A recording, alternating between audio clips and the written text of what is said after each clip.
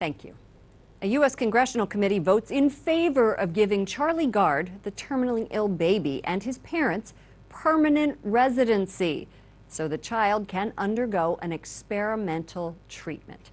Congresswoman Jamie Herrera Butler introduced the amendment. It was passed unanimously in the House Committee on Appropriations yesterday. The vote is needed in the House and the Senate for it to become law. The amendment is part of a bill that includes money for President Trump's border wall. Joining us now is Catherine Glenn Foster, the president and CEO of Americans United for Life, who has traveled to London to defend the rights of Charlie Gard's parents to make decisions. Welcome back to the program. Thanks so much for having me. Tell me about your time with the parents and how are they? They are doing as well as any parents in this situation might. They are, of course, frustrated and heartbroken at this fight they're having to go through. In addition to the medical fight they're already battling alongside Charlie, but then on top of that, to be in the courts fighting the very hospital that was created to care for the most vulnerable in our society and hired to care for Charlie. We have a picture of you actually holding Charlie Gard. Look at that. It is just beautiful. How is he doing? He is as precious as any 11-month-old baby you can think of. He's pudgy, he's sweet, he has that new baby smell still, and you can just squeeze his thighs and run your fingers through his hair, and he's precious. You say that there is a tremendous amount of hope here. Why is that? There is absolutely hope. For one thing, Mr. Justice Francis in court asked for new evidence, and that doctor from New York gave it. He gave evidence, he gave statistics, he estimated the probability of success, and it was so much higher based on this further study that he's done in the last few months. It was so much higher than he had estimated before. There was gasp going through the courtroom when he gave this evidence. And yet we are still in a holding pattern.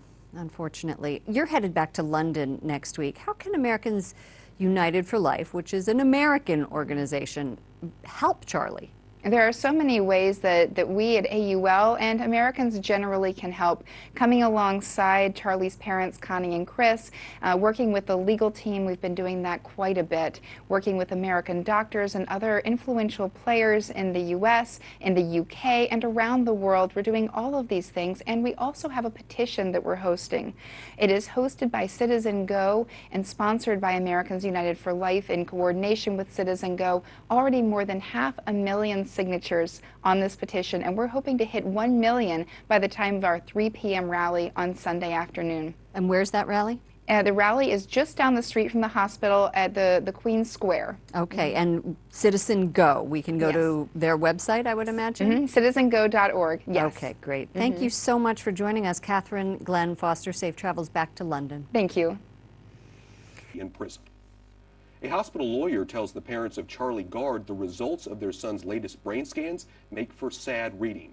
Charlie's parents got the bad news at a pre-court hearing today in London. They are fighting to keep him alive, despite doctors telling them he has suffered irreversible brain damage. An American doctor from New York is in London to promote an experimental treatment that may offer some hope. The family has also received the support of Pope Francis and President Donald Trump. Joining us now is Melissa Moschella, Assistant Professor of Medical Ethics in the Department of Medicine at Columbia University. Melissa, you wrote an op-ed for USA Today. The headline is, Charlie Gard Case Threatens All Parents. How so? Well, the Charlie Gard case threatens all parents because it sets a precedent that the state is the primary decision maker when it comes to anything of any controversy in terms of what's in the best interest of the child. Clearly, in normal situations, the automatic proxy decision maker for the child or for anybody who's incompetent would be the next of kin, in this case the parents. But here the state has stepped in, taken guardianship of Charlie, despite the fact that he has perfectly loving, competent parents to make decisions on his behalf. You write a little bit more detail about that in the article, saying, quote, reasonable people can disagree about what is best for Charlie, but principle and law are clear on who has the primary authority to determine his fate.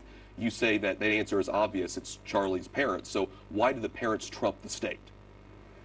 Well, you can think about this philosophically or legally. Philosophically, you have to recognize that the family, in the central case, parents and their children, they are a pre-political unit, a unit that exists prior to the state. It's not that the state invented the family or invented the obligations that parents have for their children and the authority that parents have to make decisions on behalf of their children. That would exist even if we didn't have a political community.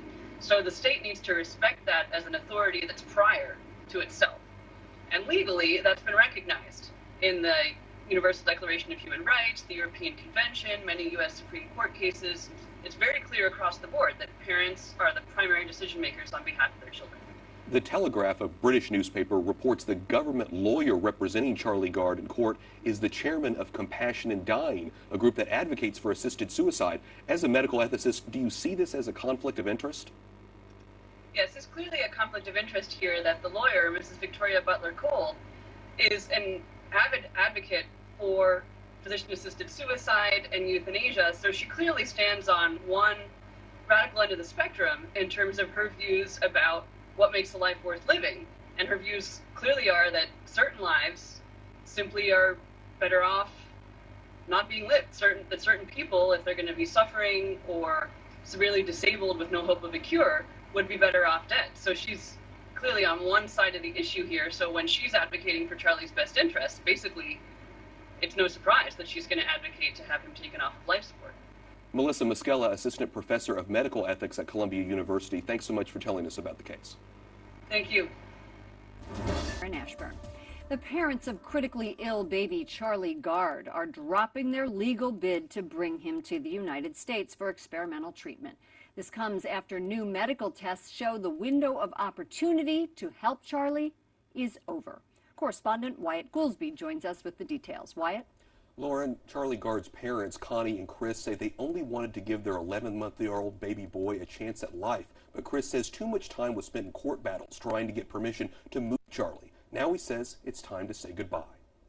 To Charlie, we say, Mummy and Daddy, we love you so much.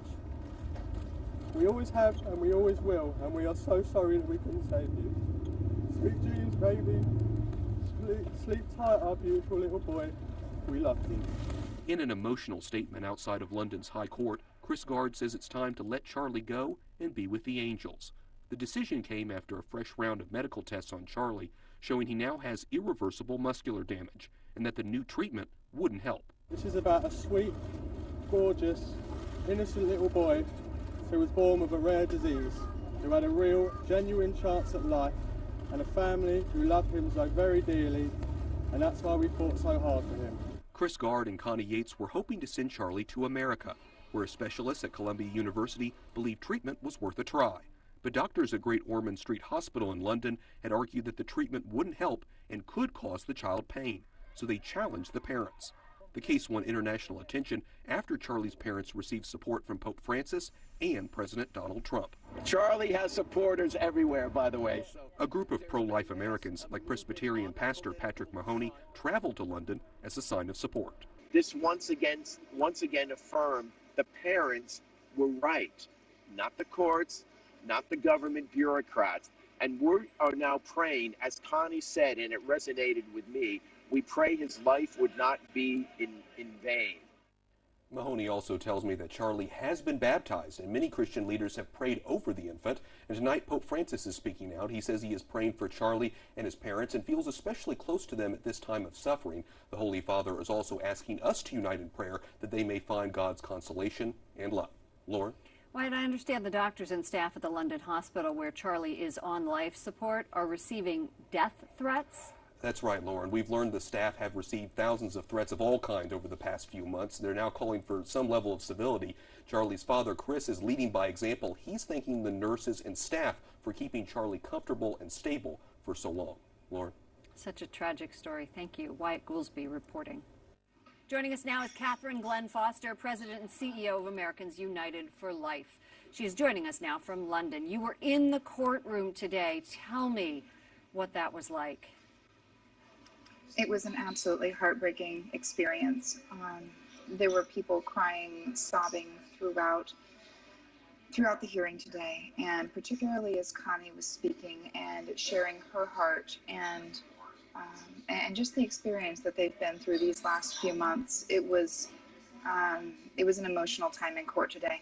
You've been with the parents, you've seen Charlie yourself. What has it been like to be by their side, and how are they holding up? They are doing as any parents would be at this juncture. It is incredibly difficult for them.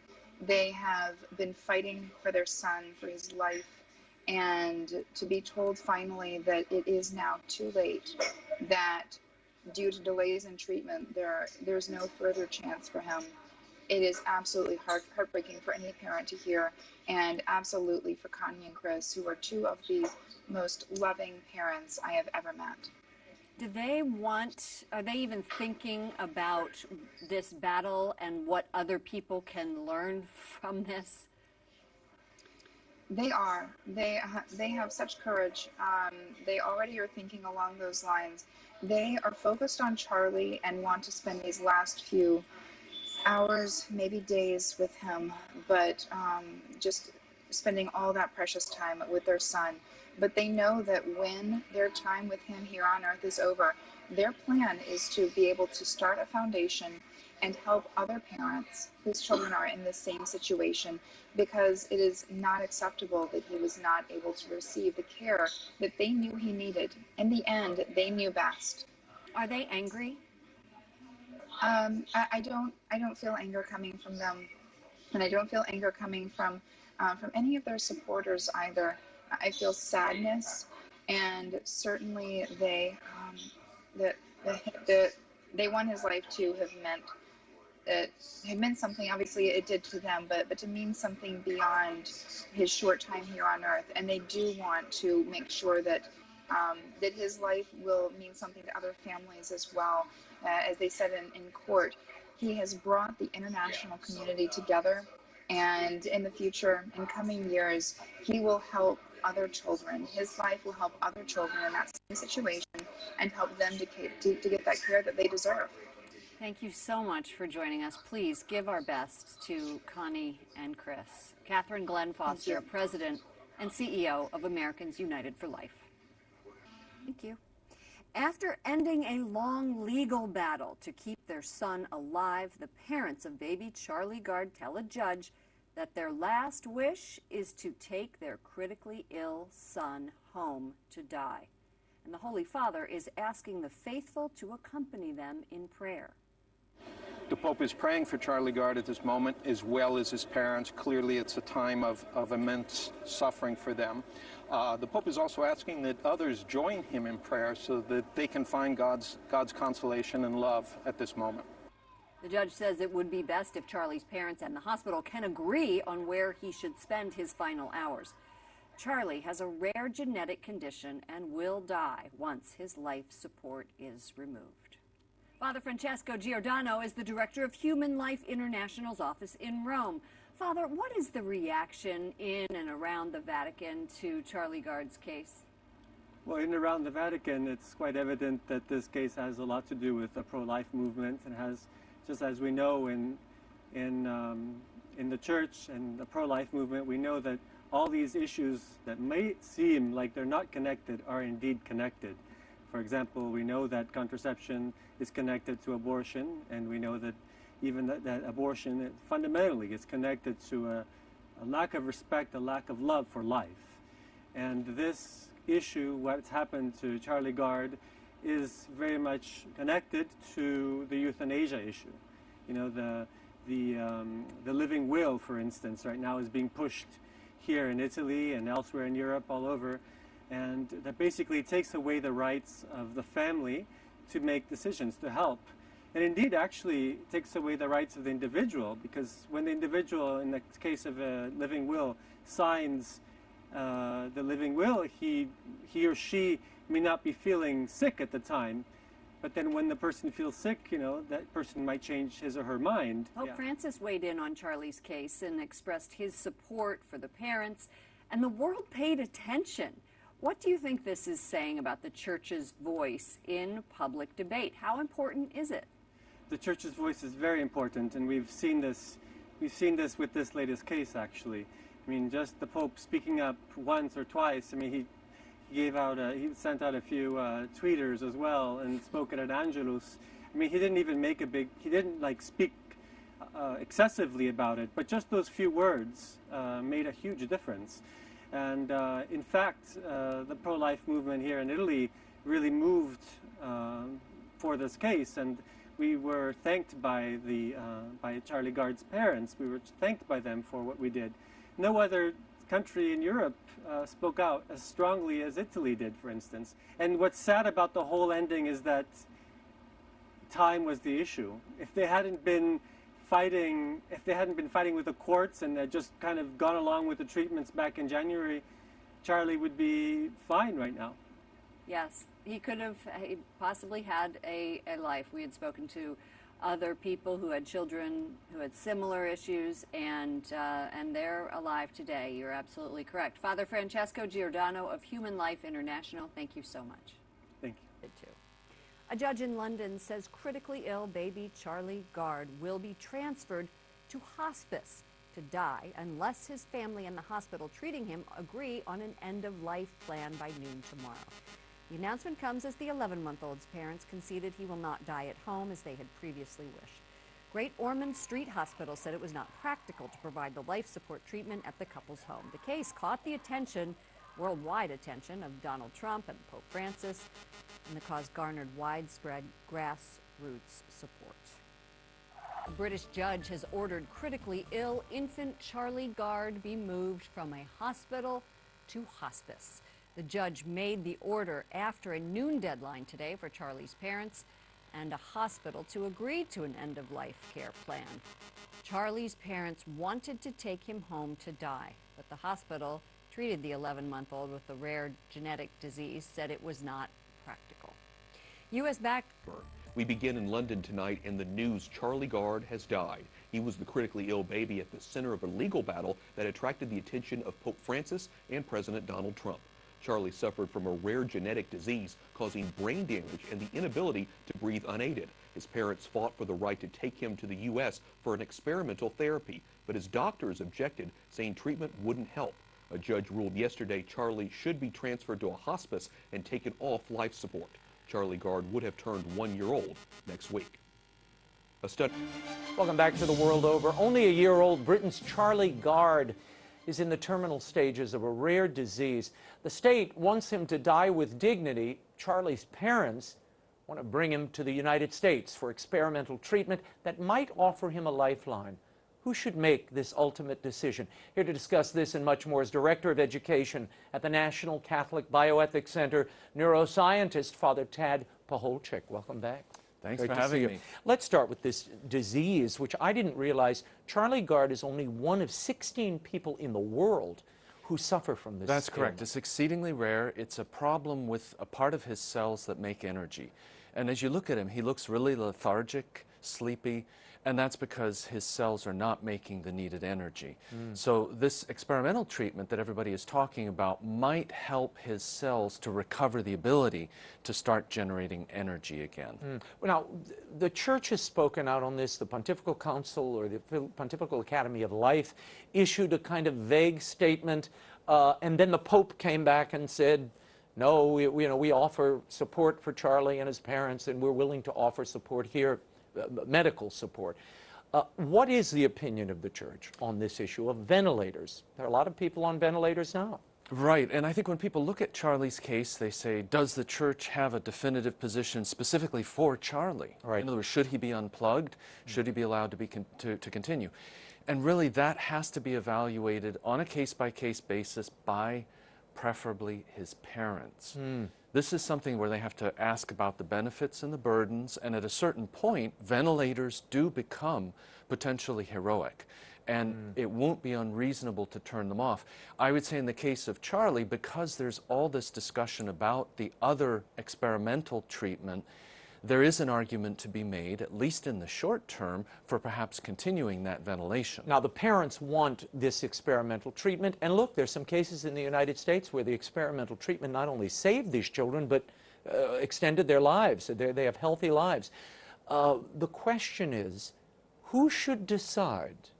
And there are some in the UK and across Europe who are saying, this will only prolong Charlie's suffering, Father.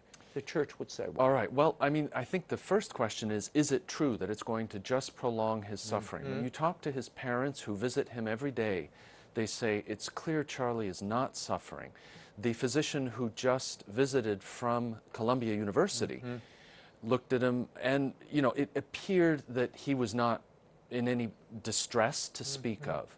So the question here is, would this experimental treatment exacerbate his condition or make it worse? There's no reason to believe that. It's not some big surgery that they're proposing. What they're actually proposing is more or less, let's give him some pills, some special pills that will make up for the missing enzymes that he needs. Why do the courts and the state, the UK in this case, why do they insist on making the decision about Charlie's care? Well, this is where the rub of the whole case is.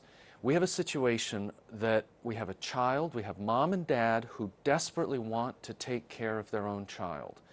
And the question is, should it be permitted that they make decisions on his behalf? Well, they raised £1 million at this point. They did. They certainly did. Open their own wallets. So, I mean, should it be the world. parents, or should it be an ethics committee? Should it be the hospital? Should it be the court system here that's actually taking the prerogative to make the decision? Now, in the U.S., this would be pretty clear how it would play out, in the sense that the parents' decision-making would be respected.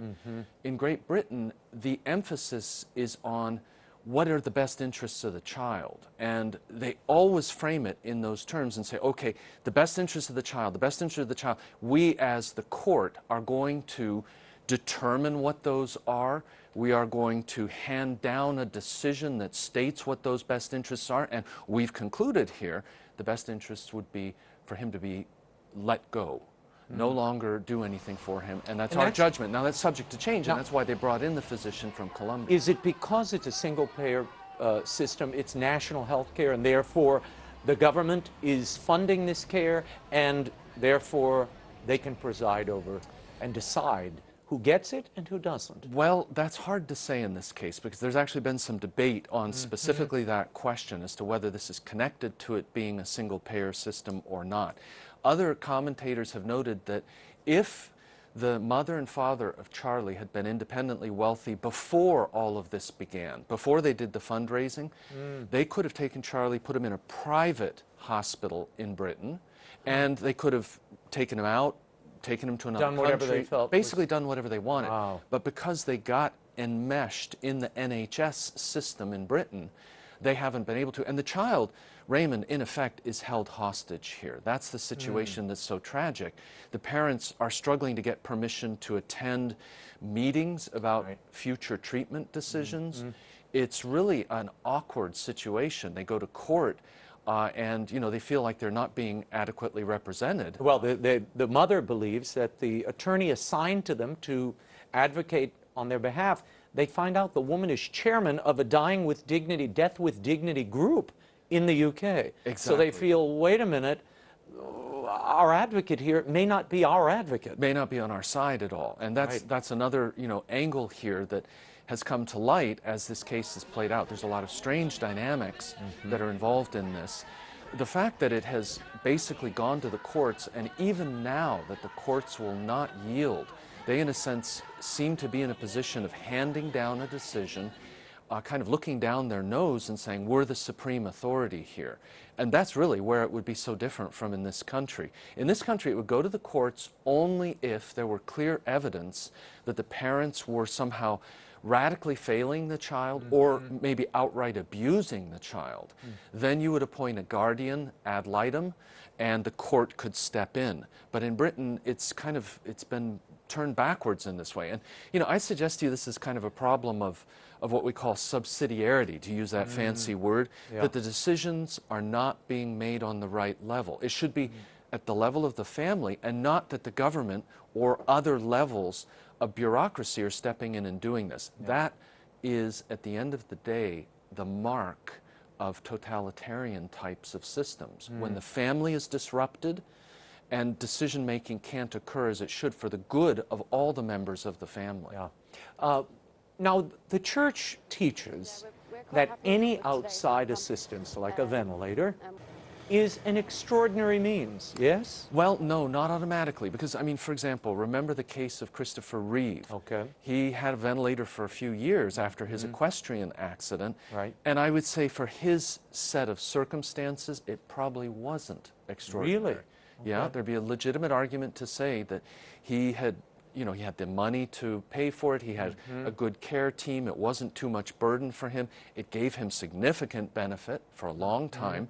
So it's case by case. And now, in Charlie's case, you believe this is not extraordinary? Well, in Charlie's case, we have to evaluate it in light of the total set of circumstances. There might be a possibility. There might be a possibility of some benefits here through this treatment, especially after the visit of this specialist who said it's not just 10%, it might be 10% to 50% chance of benefit. That's nothing to sneeze at. Yeah. Why do you think this case has garnered such attention around the globe? I mean, clearly, it's a little infant, and that moves people, and the plight of the parents. I think so. When you see such a young couple, attractive couple, desperately fighting, the mother is like, she's like a protective mother bear.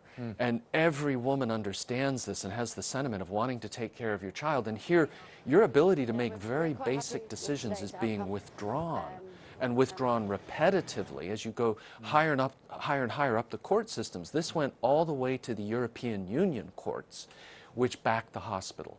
So it's a terrible thing, and I think every family, I know when I've spoken to my sisters, they're like, gee, if this was one of my kids, and they weren't letting me make the basic decisions here, good heavens, this is totally backwards. Yeah, no, it's gotten international attention for good reason. Now, here in D.C., in 2016, they passed a Death with Dignity Act.